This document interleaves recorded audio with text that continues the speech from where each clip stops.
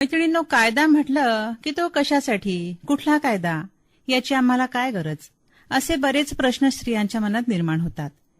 आणि याविषयीच्या आपल्या मनातील शंका दूर होतात ते आपल्या ओळख कायद्याची या मालिकेअंतर्गत. तर आज याच मालिकेत आपल्यासोबत आहेत अॅडव्होकेट समीक्षा गणेशे. त्यांचं आपण स्वागत करूया. नमस्कार समीक्षाताई, आकाशवाणीच्या स्टुडिओत तुमचं स्वागत करते. नमस्कार. तर समीक्षाताई, आजचा आपला विषय आहे स्त्रियांचे संवैधानिक अधिकार. तर याविषयी तुमच्याकडून आम्हाला जाणून घ्यायला नक्कीच आवडेल. तर सुरू करूया.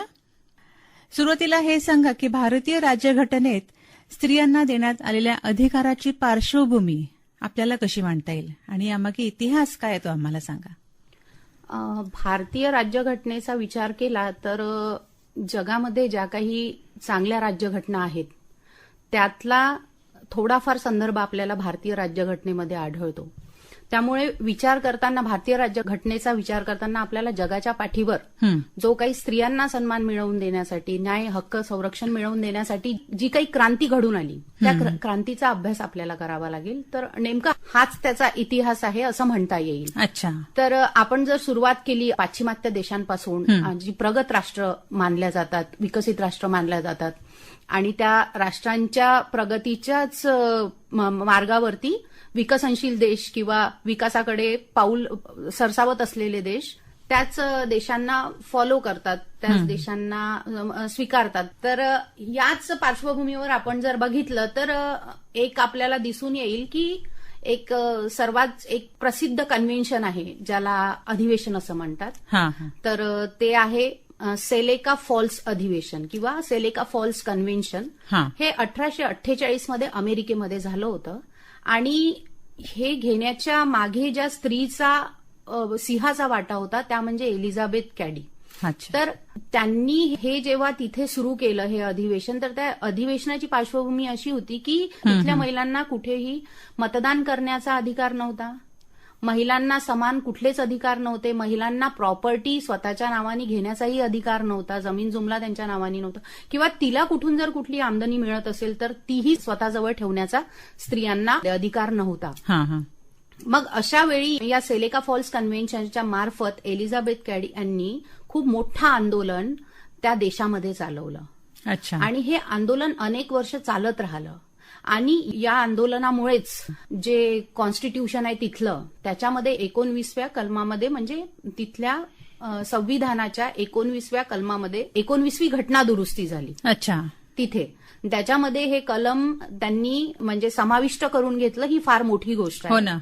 आणि त्या कलमानुसार मग नंतर स्त्रियांना तिथे राईट टू वोट ज्याला म्हणतो आपण, म्हणजे मतदान करण्याचा अधिकार मिळाला, त्यांना जमीन जुमला जमवण्याचा अधिकार मिळाला, आपली आमदनी स्वतःजवळ ठेवण्याचा अधिकार मिळाला. अच्छा. तर मला हे म्हणायचं आहे की कुठल्याही देशाच्या लढाईमध्ये ती लढाई त्या स्त्रीलाच लढावी लागली आहे. म्हणजे तिथल्या स्त्रियांनाच त्यांचे प्रश्न, त्यांच्या गरजा मांडाव्या लागला, त्यांना पुढे यावं लागलं, त्यांना आंदोलन करावे लागले, तेव्हा त्यांना त्यांचे हक्क आणि अधिकार मिळाले. तर पुढे आपण जर याला अजून पुढे घेऊन गेलो, विकसनशील देशामध्ये म्हणजे जसं भारतासारख्या देशामध्ये जर आपण विचार केला तर आपल्या देशामध्येही अनेक क्रांतिकारी महिला आढळतात. आपल्याला क्रांतिज्योती सावित्रीबाई फुलेंचं उदाहरण आपल्या समोर आहे. म्हणजे शिक्षणामध्ये जो स्त्रियांसाठी सर्वात मोठा सिंहाचा वाटा आपण ज्याला म्हणतो, ज्यामुळे स्त्रिया शिक्षण घ्यायला लागल्या, सजग झाला, आणि तो लढा जो आहे तो सावित्रीबाई फुलेंनी दिला. त्यानंतर स्त्री पुरुष तुलना हे जे पुस्तक आपल्याला माहिती आहे त्या काळामध्ये ताराबाई शिंदेंनी लिहून ठेवलं. म्हणजे स्त्री आणि पुरुष हे निर्मिकांनी जेव्हा बनवले तेव्हा ते समान आहेत, या वाक्याचा मतितार्थ या पुस्तकामध्ये आपल्याला सापडतो. हा एक. त्याच्यानंतर अनेक अशा स्त्रिया ज्यांनी अनेक क्रांतिकारी पुरुष घडवले, जसं आपण यांचं उदाहरण घेऊ, सगुणाबाई क्षीरसागर ज्यांनी महात्मा फुलेंना घडवलं. त्यानंतर फातिमा शेख ज्यांनी सावित्रीबाई फुलेंना स्त्री शिक्षणामध्ये मदत केली. त्यानंतर तानुबाई बिर्जे ज्या पहिल्या संपादिका होत्या दीनबंधू वाचनालयाच्या, त्या असतील, किंवा अहिल्याबाई होळकर आहेत, पंडिता रमाबाई आहेत, डॉक्टर रखमाबाई राऊत आहेत. ही सगळी नावं आहेत ज्यांनी भारताच्या इतिहासामध्ये स्त्रियांना पुढे नेण्यासाठी, सक्षम बनवण्यासाठी आणि त्यांना संरक्षित करण्यासाठी अनेक पाऊले उचललेली आहे. मग आपल्या जी पार्श्वभूमी तुम्ही मला जे म्हटलं की संविधानाची पार्श्वभूमी नेमकी कशी, तर याच स्त्रियांनी जी एक आपल्याला पार्श्वभूमी बनवून दिली असं म्हणता येईल आपल्याला. यांनी जो इतिहास रचला, जेव्हा आपल्या संविधानाचा, भारतीय संविधानाचा मसुदा तयार करण्यात आला, त्यावेळी डॉक्टर बाबासाहेब आंबेडकर असतील किंवा डॉक्टर पंजाबराव देशमुख असतील किंवा मसुदा समितीतील बाकीही सदस्य असतील, त्यांच्यासमोर हा इतिहास होता.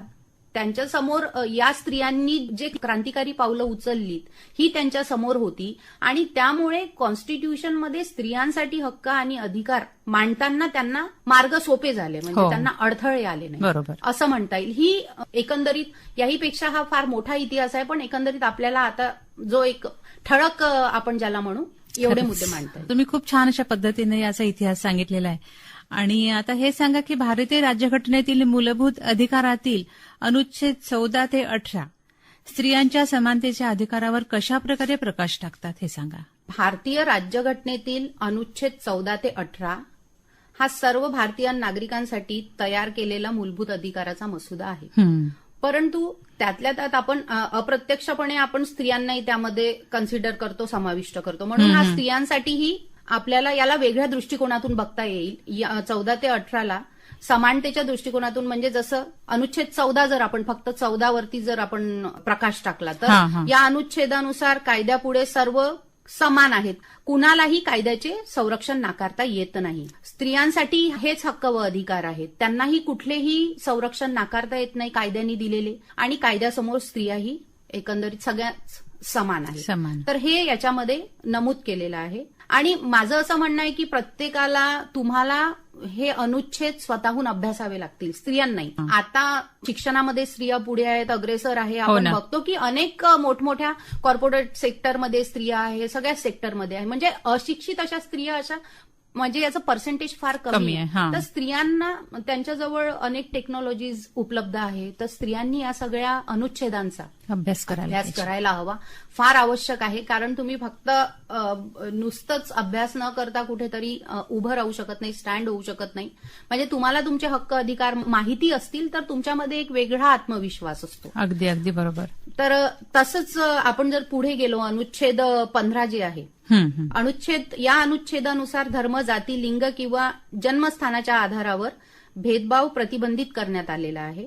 परंतु तरीही आपण आजही बघतो की आंतरजातीय विवाहाला मान्यता अशी पाहिजे तशी मिळत नाही. अनेक ठिकाणी मुलींनी आंतरजातीय विवाह केला तर त्यांना वेळा जीवही गमवावा लागतो. तर हे होऊ नये यासाठी अनुच्छेद 15 मध्ये स्त्रियांना समानतेचा अधिकार डॉक्टर बाबासाहेब आंबेडकरांनी आपल्या संविधानाने दिलेला आहे.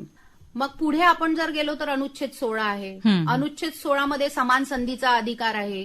परंतु एकंदरीत असं पाहण्यात आलेलं आहे, सर्व क्षेत्रांमध्ये जरी समान संधी असली स्त्रियांना, तरीही तिच्या गुणवत्तेला पूर्ण न्याय मिळत नाही. तो यामुळे मिळत नाही कारण की म्हणजे त्या संधीपर्यंत पोहोचण्यासाठीची जी एक स्ट्रगल असते, त्या स्ट्रगलच्या मध्ये तिला चूल मूल, तिचं कुटुंब, तिचं घर, हे सगळं सांभाळून तिला तिथपर्यंत पोहोचावं लागतं.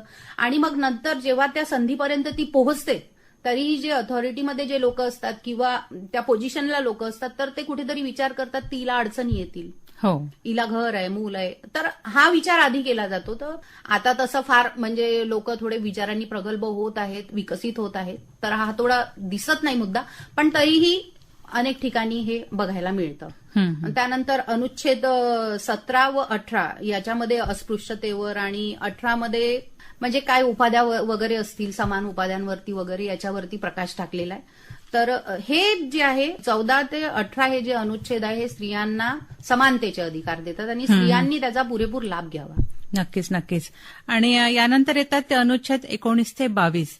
तर भारतीय राज्यघटनेतील मूलभूत अधिकारातील हे जे अनुच्छेद आहेत 19 ते 22 हे स्त्रियांच्या स्वातंत्र्याच्या अधिकारावर कशा प्रकारे प्रकाश टाकतात हे सांगा.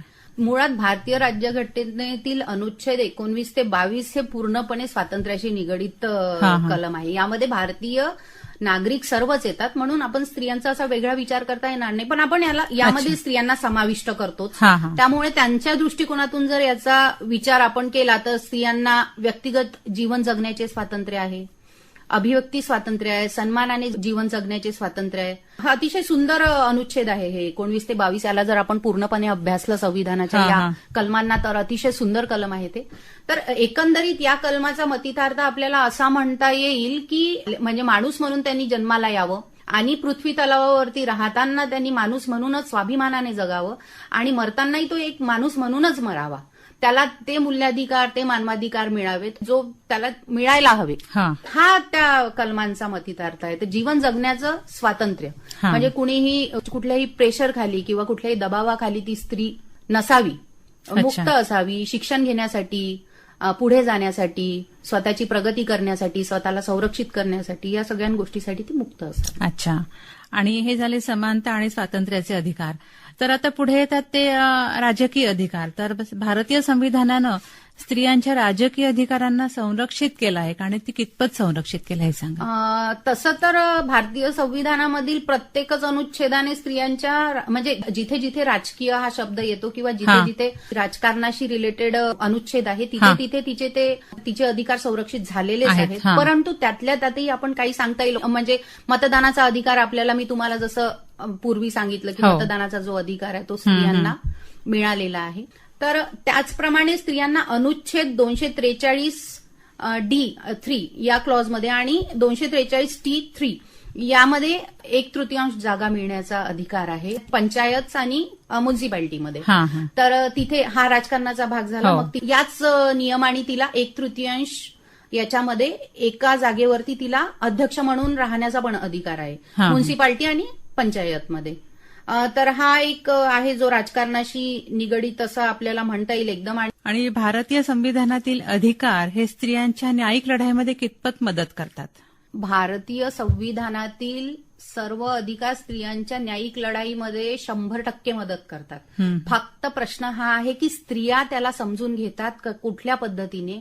त्यानंतर हीच जबाबदारी मला असं वाटतं की ज्या एनजीओज आहे, वेलफेअर सोसायटीज आहे ज्या स्त्रियांसाठी चालवल्या जातात, त्यानंतर ज्यांचे रजिस्ट्रेशन्स आहे की ज्यांना हक्क आहे स्त्रियांसाठी कुठलं तरी शेल्टर होम आहे हे किंवा मोठमोठे कार्यक्रम घेण्याचे ज्यांना अधिकार आहे, कॉन्फरन्सेस होतात तिथे ज्या स्त्रिया येतात.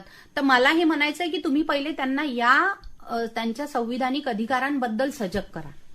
याच्यामध्ये जे सांगितलंय हायजिस्ट आहे, याच्यामध्ये जे सांगितलंय ते स्त्रियांना जर समजलं तर त्यांना त्यांचे बाकी अधिकार शोधायला, बाकी स्वतःला संरक्षित करायला फार मोठं एक व्हिजन मिळेल, एक दृष्टिकोन मिळेल त्यांना. बरोबर अगदी. कारण आपलं संविधान ज्यावेळी लिहिल्या गेलं त्यावेळी त्याचा केंद्रबिंदूच नेमका मानवी अधिकार आणि मानवी मूल्य होता. त्यामुळे इथल्या भारतीय नागरिकाला त्याचे पूर्ण अधिकार मिळावे, कायद्यामध्ये सर्व संरक्षण मिळावं, त्याच्या कुठल्याही अधिकारांवरती गदा येऊ नये, हा भारतीय संविधानाचा मसुदा तयार करताना डोळ्यापुढे ठेवलेला विचार होता. त्यामुळे मानवाधिकार आणि मानवी मूल्यच आपला केंद्रबिंदू आहे संविधानाचा. आणि म्हणूनच जर संविधानाचा व्यवस्थित अभ्यास केला तर मूलभूत अधिकारांमध्येच अर्धे अधिक तुम्हाला तुमचे प्रश्नाची उत्तरं मिळून जातील आणि देशाला विकासाकडे नेणारं संविधान आहे. तर म्हणून याचा अभ्यास नक्कीच सर्वांनी करायला हवा. आणि स्त्रियांच्या संविधानिक अधिकारावर गदा आणणारे घटक कुठले असू शकतात. स्त्रियांच्या संविधानिक अधिकारांवर गदा आणणारा सर्वात मोठा घटक मला पुरुषप्रधान संस्कृतीमध्ये आढळतो. पुरुषप्रधान संस्कृतीमध्ये सुसंस्कृतपणाच्या व्याख्या थोड्या मोठ्या करायला हव्या. म्हणजे ती स्त्री आपलं चूल मूल घर हे सांभाळत ती पुढे आलेलीच आहे, पण एखाद वेळी तिच्याकडून जर कुठली या सगळ्या याच्यामध्ये कुठेतरी कमतरता तिचं करिअर सांभाळताना होत असेल तर त्या गोष्टीला टार्गेट न करता ती करिअरमध्ये पुढे जाते आहे हे थोडंसं आपण म्हणजे या दोन्ही गोष्टींचा तिला बॅलन्स साधता येईल याचा विचार जर समाजाने केला तर हे शक्य होईल. म्हणजे तिच्या अधिकारांवरती, संविधानिक अधिकारांवरती गदा येणार नाही. म्हणजे कुठल्याही वेळी माझं असं म्हणणं आहे की तिची एखादी घटना तिच्यासोबत जर घडत असेल किंवा तिच्यासोबत जर एखादा घरी कुठला प्रश्न तयार होत असेल तर त्याला उत्तर द्यायसाठी तिच्या आजूबाजूला असणाऱ्या पुरुषांनी सुद्धा, तिचे वडील असतील, तिचा भाऊ असेल, तिचे पती असतील, तर त्यांनी आधी संविधानाचा अभ्यास करावा आणि तिच्या संविधानिक अधिकारांवर गदा येते का, आपण जे बोलतोय, आपण तिला जे डॉमिनेट करतोय किंवा आपण तिला जे सांगतोय याच्यामधून तिच्या अधिकारांवर कुठे गदा येते का याचा आधी विचार करायचा आणि नंतर तिला मार्गदर्शन करायचं किंवा सजेशन्स द्यायचं. म्हणजे फक्त एका दृष्टिकोनातून, एका चष्म्यातून बघून तिला सजेशन्स देऊ नये असं माझं म्हणणं. तर ऍडव्होकेट समीक्षाताई, भारतीय राज्यघटनेत स्त्रियांना समान अधिकार दिले गेलेत, तर ते समान अधिकार नेमके कोणते आहेत हे आम्हाला जाणून घ्यायला नक्कीच आवडेल. तसं एकंदरीत आपण जर भारतीय राज्यघटनेचा अभ्यास केला तर म्हणजे आपल्या लक्षात येईल की स्त्रियांसाठी प्रत्येक कलमामध्ये कुठली ना कुठली सोय करून ठेवलेली आहे. अच्छा. फक्त समान अधिकाराचा जो विषय आहे त्याच्यामध्ये आपण मूलभूत अधिकारांना जर गृहीत धरलं तर जसं मी तुम्हाला आधी सांगितलं, अनुच्छेद 14, 15, 16, त्यानंतर 19, 20, 21 आणि तसंच मग आपण जर पुढे गेलो, मूलभूत कर्तव्यांकडे गेलो तर अनुच्छेद 42 आहे, अनुच्छेद 46 आहे. याच्यामध्ये मग स्त्रियांचे जे कामाची ठिकाणं आहे किंवा त्या ठिकाणावरती योग्य वातावरण असणे, त्यांना पूरक असं वातावरण असणे, स्वच्छ व हेल्दी सुदृढ वातावरण आपण ज्याला म्हणतो, तिला कुठल्याही प्रकारचा त्रास होऊ नये, या प्रकारच्या या कलमांमध्ये योजना करून ठेवलेल्या आहेत, तरतुदी करून ठेवलेल्या आहेत. आणि अनुच्छेद 42 आणि 46 बद्दल सांगायचं जर झालं तर याच्यामध्ये 42 मध्ये आपल्याला मॅटर्निटी लिव्ह ज्याला आपण म्हणतो, मातृत्वासाठी मिळणारी जी सुट्टी असते, ती जी स्त्रिया आता सगळं उपभोगतात, सुट्ट्या घेतात, तो जो खर्च त्यांना मिळत असतो, भत्ता ज्याला म्हणतो आपण, तर हे सगळं आपल्या संविधानाची देण आहे. त्यातून कायदे बनत असतात, त्या कायद्यांमधून मग स्त्रियांना या सगळ्या सुविधा प्रोव्हाइड केल्या जात असतात. अच्छा, खूप छान. आणि या संविधानाच्या अधिकारांचा उपयोग जर स्त्रियांना करून घ्यायचा असेल तर ते अधिकार माहीत असणं जास्ती गरजेचं आहे, हो ना? प्रत्येकच तळागाळातल्या स्त्रीपर्यंत जर या अधिकारांची माहिती आपल्याला न्यायची असेल तर त्यासाठी काय उपाय करू शकतो हे सांगा. शाळेतूनच याचं बाळकडू मिळालं तर मग काय, म्हणजे आपल्या समाजाला कोणी रोखणारं असं नाही, प्रगतीकडेच जाईल तो समाज. खूप छान सांगितलं समीक्षात आहे तुम्ही.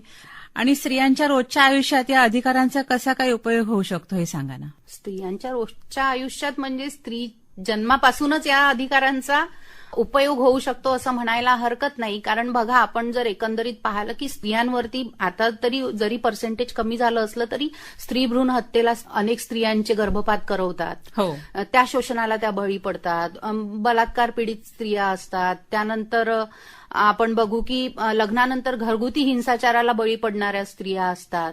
तर या म्हणजे मूलभूत अधिकार आणि कर्तव्याबद्दल त्या सजग असल्या तर त्या आपले प्रश्न समाजापुढे म्हणा किंवा कुठल्या संस्थेपुढे, म्हणजे जी सामाजिक संघटना आहे, किंवा मग त्याला कसा मार्ग देता येईल, ती पोलीस स्टेशनला जाऊ शकते, तिथे जाऊन आपली कंप्लेंट प्रॉपर नोंदवू शकते. तिच्यावरती हात उचलल्यानंतर एखाद्या पुरुषांनी किंवा घरच्या कुठल्या व्यक्तीनी, सासरच्याकडल्या व्यक्तीनी, तर त्याला ती उत्तर देऊ शकते, जाब देऊ शकते की तुम्ही जे करताय ते चुकीचं आहे. ते फक्त त्याला एक रुटीनचं किंवा रेग्युलर असं होतच असतं आणि माझ्यावर काय कोणी काय मारत नाही का, कोणी हात उचलत नाही का, संसार आहे तर चालवूनच घ्यावं लागेल, हा जो एक प्रकार आहे हा शोषणाचा प्रकार आहे. पण याला मग आपल्याला कुठेतरी आळा घालता येईल, मर्यादा घालता येतील, स्त्रिया जर स्वतःच्या अधिकारांविषयी सजग झाल्या तर हे जे अधिकार तुम्ही म्हणताय की रोजच्या जीवनामध्ये याचा काय फायदा होऊ शकतो, तर रोजच्या नाही, प्रत्येक, मी तुम्हाला सांगेल, प्रत्येक तासाला स्त्रियांना याचा फायदा आहे, प्रत्येक दिवसाला त्यांना याचा फायदा आहे. पण याचा फायदा करून घेणं हे स्त्रीच्या हाती, करून घेणं हे जास्त महत्वाचं आहे. आणि तो एकच उपाय जो आपण आधी बोलताना मी तुम्हाला सांगितलं की तुम्ही अभ्यास करा, अभ्यास करा, त्याला प्रॉपर मार्ग कसा द्यायचा तुम्हाला सुचत नसेल तर सामाजिक संघटनेचा उपयोग करून घ्या आणि मग त्याला सामोरे जा. म्हणजे माझं होणारं शोषण ही माझ्या मुलांसाठी मी थांबलं पाहिजे किंवा या सगळ्या गोष्टींच्या बाहेर येऊन कुठेतरी स्वतःचे स्वतंत्र मार्ग शोधण्याची स्त्रियांना गरज आहे. अगदी नक्कीच. आणि ह्याचा विचार स्त्रियांनी स्वतः करायला पाहिजे आणि नक्कीच पुढे यायला पाहिजे. स्त्रियांच्या संवैधानिक अधिकाराबाबत आपण बोलतो आहोत, तर ज्या संविधानानं स्त्रियांना हे अधिकार दिलेत तो संविधान दिन आपण नुकताच सगळ्या देशभर साजरा केलेला आहे. तर जाता जाता तुम्ही आमच्या मैत्रिणींना काय सल्ला द्याल, काय मार्गदर्शन कराल हे सांगा. आता हा पूर्ण एपिसोडच आपला पूर्ण याच्याशी, संविधानाशी रिलेटेड असल्यामुळे माझा महत्वाचा जो पहिला सर्वांना सल्ला आहे तो हाच आहे की संविधानाचा अभ्यास करा. कळत नसेल त्यातले अनुच्छेद तुम्हाला तर न्यायालयाशी जुळलेल्या व्यक्तीशी, एखाद्या वकील मैत्रिणीशी किंवा एखाद्या एनजीओ कडून किंवा कुठल्याही अन्य मार्गाने, अनेक असे हे आहे ज्याच्यामध्ये पूर्ण अनुच्छेद सांगितलेले आहे, तर त्याचा व्यवस्थित अभ्यास करा. मग याला पुन्हा इम्प्लिमेंटेशन म्हणजे त्याची अंमलबजावणी कशी करू शकतो त्याचा अभ्यास करा. तर एकंदरीत मी हेच सांगेल, हाच सल्ला देईल की आत्मनिर्भर बना, पण अभ्यास करून बना. न्यायाचा अभ्यास करा, त्यानंतर कायद्यांचा अभ्यास करा, एनजीओज आहे त्यांच्याशी जुळा, म्हणजे फक्त आपल्यापुरतं मर्यादित ठेवू नका हे ज्ञान. अगदी बरोबर. आपल्या मैत्रिणींपर्यंत पोहोचवा, समाजापर्यंत पोहोचवा. जसं तुम्हाला बाकी सर्व गोष्टींचं नॉलेज आहे, म्हणजे आता तुम्ही टेक्नॉलॉजीमध्ये पुढे जाता आहे, तुम्हाला तंत्रज्ञानाचा एवढा अभ्यास आहे, तर माझं असं म्हणणं आहे की तुम्ही हा अभ्यास करू शकता. तर हा अभ्यास तुम्ही करायला हवा. त्या डेव्हलपमेंट सोबत, त्या विकासासोबत हाही विकास आवश्यक आहे, त्याला आपण परिपूर्ण विकास म्हणू. बस हाच अगदी, माझा अगदी. सल्ला आहे. कारण नेहमीच कायद्याचं संरक्षण हे स्त्रीला मिळालेलं आहे.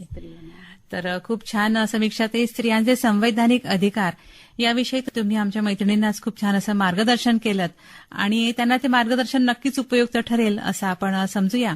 तर तुम्ही इथे आलात त्याबद्दल तुमचे खूप खूप धन्यवाद.